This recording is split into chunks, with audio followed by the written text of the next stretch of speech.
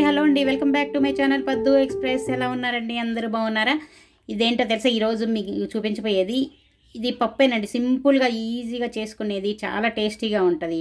మీరు ఎప్పుడన్నా చేశారా బీరకాయతోటి పప్పు? ఈ బీరకాయ పప్పు అండి. చూడండి, దీనికి కావాల్సినవి బీరకాయ, టమాటాలు, ఉల్లిపాయలు, అలాగే పచ్చిమిరపకాయలు, కొంచెం చింతపండు, కొంచెం నూనె, అలాగే మన రుచి తగినట్లుగా ఉప్పు, పసుపు, కారం, అలాగే తాలింపుకి కొంచెం మినప్పప్పు, ఆవాలు, జీలకర్ర, ఎండుమిరపకాయలు, ఉల్లిపాయలు, పచ్చిమిరపకాయలు ఇలా సన్నగా కట్ చేసి పెట్టుకున్నాను అనమాట.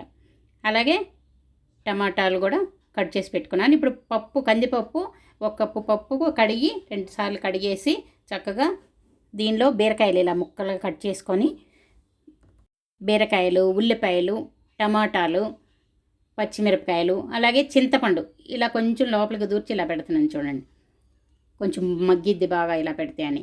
తర్వాత దీనిలో పసుపు, కారం వేసేసుకొని ఇప్పుడు సరిపడా నీళ్లు పోసుకోవాలి.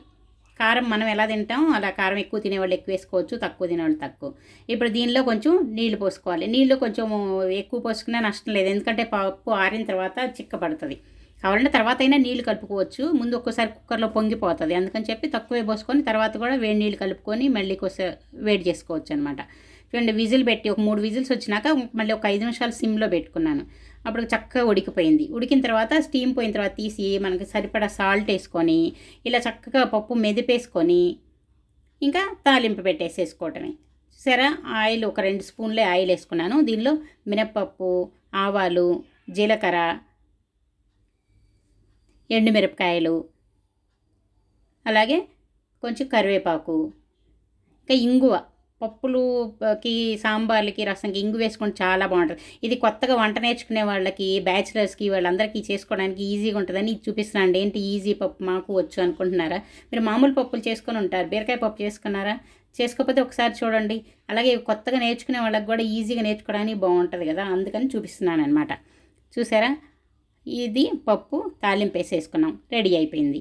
ఎలా ఉంది? నచ్చితే లైక్ చేయండి, షేర్ చేయండి, ఇంకా సబ్స్క్రైబ్ చేసుకున్న వాళ్ళని సబ్స్క్రైబ్ చేసుకోండి. ఇంకో వీడియోతో మీ ముందుకు వస్తాను. బాయ్.